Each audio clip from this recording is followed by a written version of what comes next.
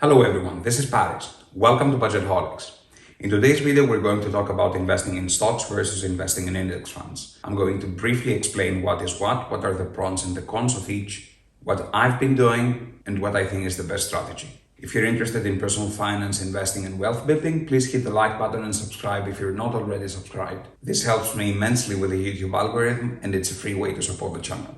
That being said, I'm not a financial advisor, and this video is for entertainment and information purposes only. I'm just sharing my thoughts and experiences, and it should not be taken as investment advice. When it comes to investing, always do your own research, and if you need further guidance, seek the advice of a certified professional. Without further ado, let's jump right into it.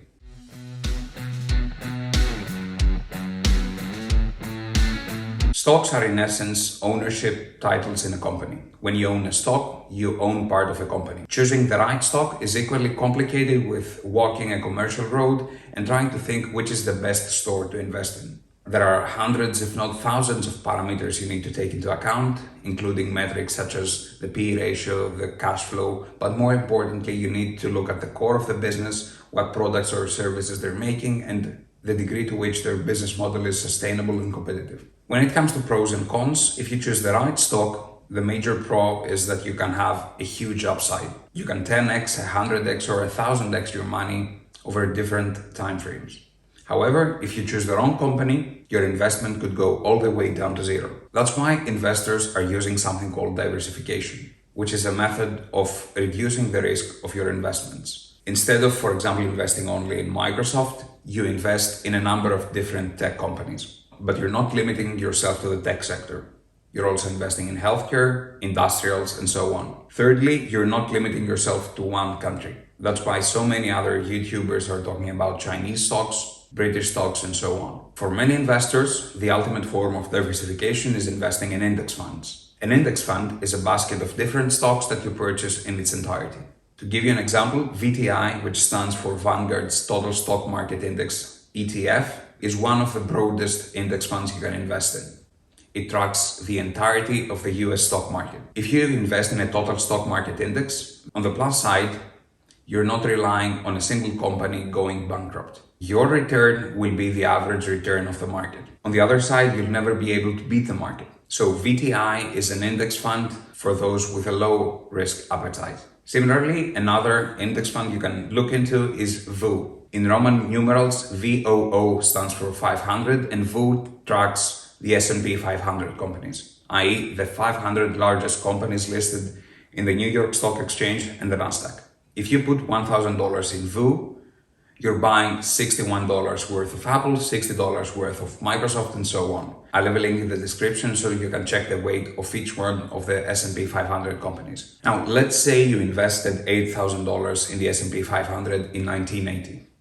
Today, your investment would be worth over $700,000. You would have almost 100x your money, but this is in nominal terms. If you take into account inflation and rises in the consumer price index, in other words, if you take into account the loss of purchasing power of your dollars, the real value of your current investment in 1980 terms would be $236,000. If you want to learn more about these calculations, I leave a link to the article down in the description. However, if you put $1,000 in Apple in 1980, at the day of its IPO, today your investment would be worth $1.2 million.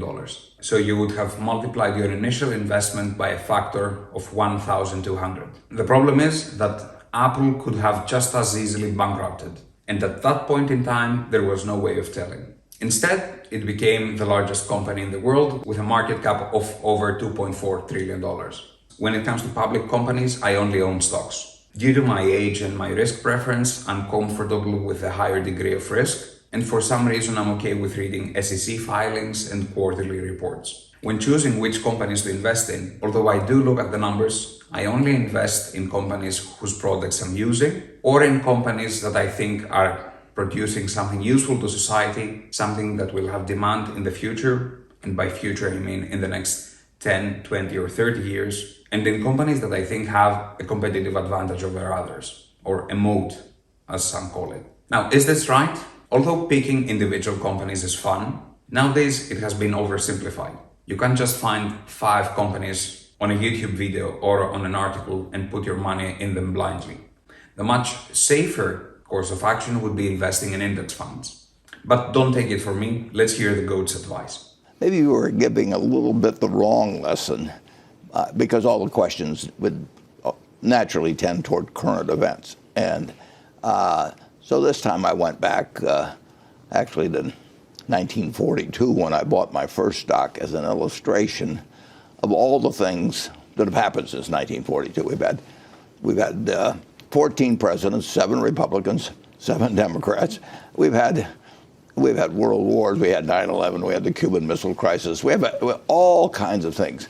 The best single thing you could have done on March 11th, 1942, when I bought my first stock, was just buy an index fund and never look at a headline, never think about stocks anymore, just like you would do if you bought a farm. You just buy the farm and let the tenant farmer run it for you. And I pointed out that if you'd put $10,000 in an index fund that reinvested dividends, and I paused for a moment to let the audience try and guess how much it amount to, and it would come to $51 million now. And the only thing you had to really believe in then is that America would win the war and that America would progress as it has ever since 1776, and that American business, if America moved forward, American business would move forward. You didn't have to worry about what stock to buy. You didn't have to worry what day to get in and out. You didn't know the Federal Reserve would exist, whatever it might be. And America works.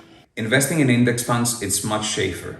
And given that most of the investing I do is money that I'm not planning to use in the next 5 or 10 years, I'm starting to think about getting some exposure to ETFs such as VU and VTI. Another benefit when investing in an index fund is you don't have to read any headlines, filings, and you're not pressured by FOMO, which is fear of missing out, or FUD, fear, uncertainty, and doubt.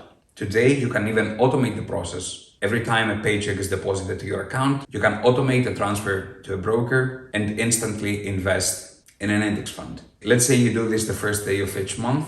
You're also dollar cost averaging into this index fund, which is again the safest possible strategy you would have when it comes to investing in any asset, including stocks, cryptocurrencies, even real estate. Keep in mind that time in the market is much more important than time in the market. I have found that dollar cost averaging every month or every week is generally the most profitable strategy. That being said, I'd love to hear your thoughts about investing in index funds versus investing in stocks. If you enjoyed this video, please hit the like button, subscribe if you're not already subscribed, and hit the notification bell to get notified whenever I upload a new video, and share it with anyone you think might find it useful. Until we meet again, don't stop investing. Cheers.